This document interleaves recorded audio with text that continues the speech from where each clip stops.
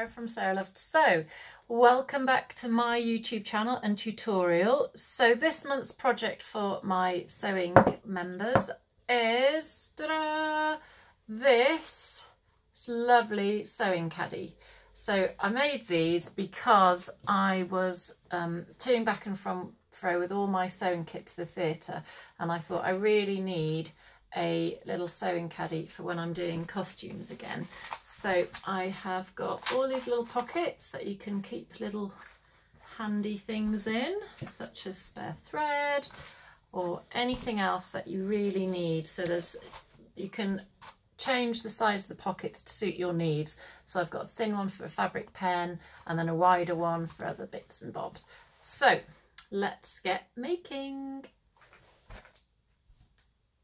So we're going to make this really handy sewing caddy today, and the first thing that you're going to need to do is to get your pattern pieces out of the pack. So you cut it out along the little cut mark, and then there's certain fold lines, but just cut out the pieces. So the pocket will be cut on the fold because you want a really nice long piece that will go across both sides of the caddy. And you cut two of those.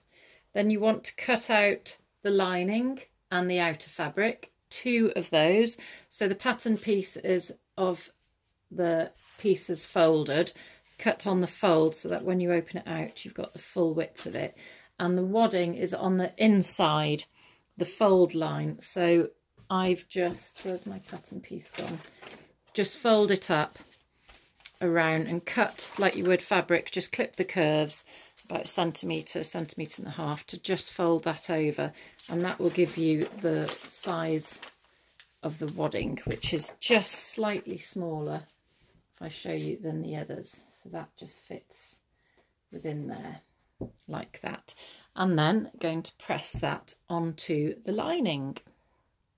So we want to iron on the wadding so it's got the little glue side. You can feel it, it's rougher. Put that face down onto the lining piece, and then with a hot steamy iron you just press it in place.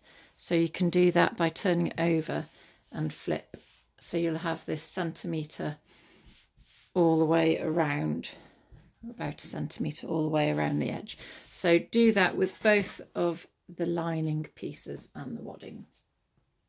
Thing you want to do to join the front and the back of the lining and the outer fabric. So to do that you will put right sides together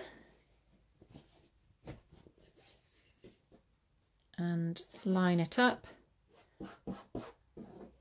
and simply sew the tops together with a ½ centimetre seam allowance, and do the same with the lining. Sew the top of these seams together. It's only ½ centimetre seam allowance here, and it just will connect those. So I'm doing it as 2.5 size stitch and just straight running stitch. So once you've sewn those, do exactly the same with the top of the pink pieces. Here we are, we've ironed on the interfacing, and now it is just ready. So you're not going to be sewing through the interfacing, you just sew on the fabric, not interfacing, wadding. Again, just straight across there, back tacking at the start and the end to secure those stitches. And that is that step done. Thing to do is just to press those seams open with a nice hot iron, and the same with the lining and the wadding. So this already starts to feel quite substantial, sturdier fabric with this wadding on it. So just open the seams out, press down on the wadding. There we go. Now we're going to line our lining up with our fabric right sides together. So we're going to sew these together, and we will start to sew, pin it and then sew it. in place. So just line them up and then start pinning. So we're just going to pin along these curved edges, and then we'll sew these first. So just pin those and then take it to the machine, and you'll be able to sew inside the wadding, so you're not going to sew through that. So it's easier actually to sew it from the pink side, because then you can see exactly where you need to stitch. So once that's been sewn, you then get your pair of scissors and just clip the curves. So this will help all this extra bulk just lie a bit flatter and be a bit neater when you turn it out. So cut about 1 centimetre apart, very careful not to cut the stitching, and then you're going to pull the fabric through. So fold it up as small as you can, put your hand in and try and pull it through. And it is a little bit tricky, but just keep going, just keep manipulating it and pulling it through until it's all the right way. Then you need to give it a good press. And once they're pressed, you can then top stitch all the way along those edges. So you're just trying to get stitching quite close to the edge, just to hold that shape and make it a nice finish. Next thing that we do once we've top stitched those curves is to get the pocket template. So if you haven't cut them out already, this is the template, and you cut out on the fold down this side. So your pattern piece is double the length, and then you've got these fold lines. So basically you fold one side down by 3 centimetres and you press that, and then the other side you're folding up by 1 centimetre and press that, and then you fold the sides in by 1 centimetre on both sides, and you're left with this, which we then pin onto just the outer fabric, not the wadding, so make sure that's out of the way. Pin it so these corners line up with the missing corners, and this is going to be our pocket. So I'll just show you on here. That is here, just below the handle and above this, which will end up underneath. So once you've sewn down the sides, along the bottom and up the other side, you can then sew lines going this way to divide up your compartment into little pockets. So the spacing's up to you. I did a couple of 6.5 centimetres. I did one of 2 to get my fabric pen in on this side. So you can vary the pockets and how many. I think I've divided it 1, 2, 3, 4, 5 pockets I had, varying different widths. So let's get on with that. We're going to sew the pockets on. So you just need to roll all of the wadding and the lining out of the way when you're doing this, and make sure that it doesn't get sewn in as well. So when you start at the top of the pockets, I do a little V. So you go down and back, across a little bit and down, and then back up, excuse me, and that just makes sure that the pockets don't get ripped at the top. And if your fold is slightly sticking out at the side, just tuck it in before you sew. Okay, so just sew those, go up and down, and then slightly angled.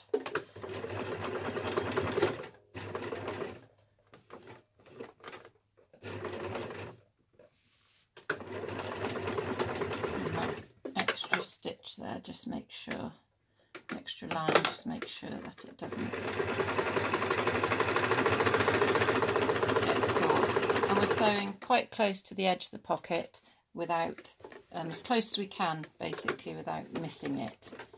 So do that and sew all the way along and back up and down the other side. So once you've sewn down the side with a little bit of extra at the top, along the bottom, and again the securing stitches at the top there, you need to decide what size you want your pockets and draw lines where we're going to sew straight lines. So I've done 2.5 for the little one there, 6.5, 6.5, 10, and then the leftover space.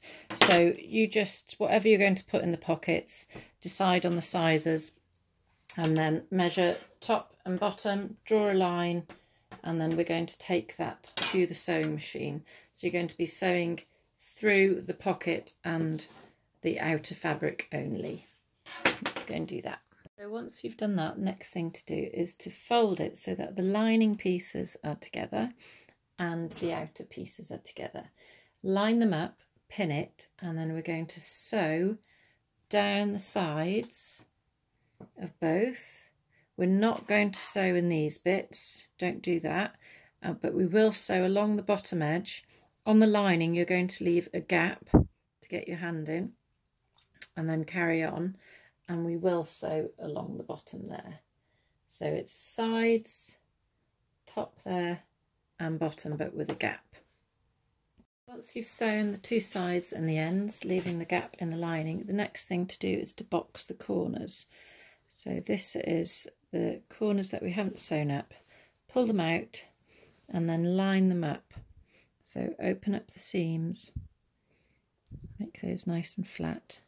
Just do a finger press, press those down, and then you can use that as a guide to line up.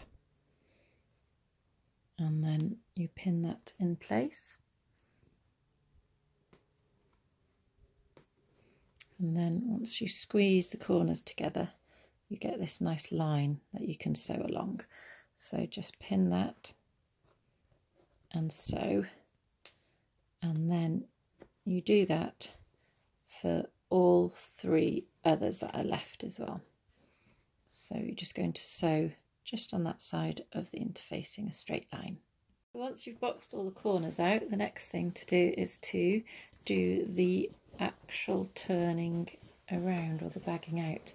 So we're going to pull the bag through the gap that we left in the lining, and then this is like the birthing of your sewing caddy, where all will be revealed.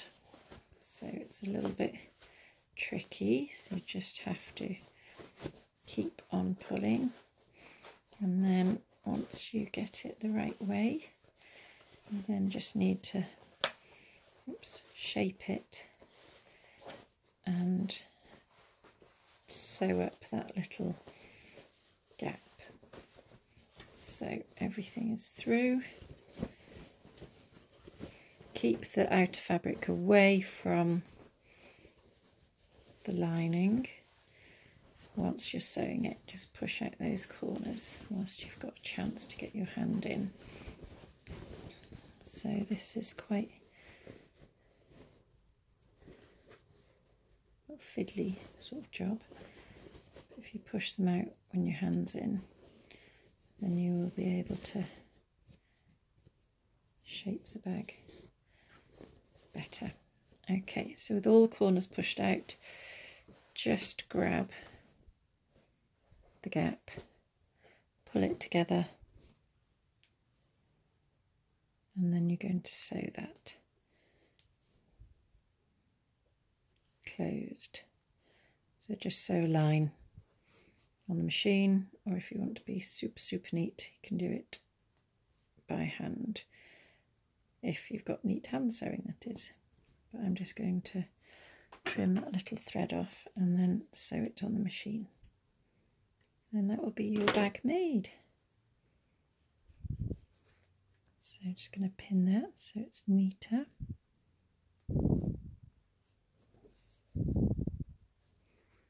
So, okay, final bit of sewing. There we have it, your final caddy, ready to be filled with all your lovely sewing stuff. I hope you enjoyed making your sewing caddy.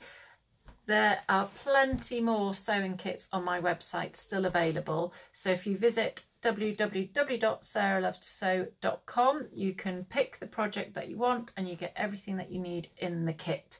Have a look at some of my other videos on YouTube and you'll see what you can make. Please like and subscribe to this video, and I'll see you soon. Bye!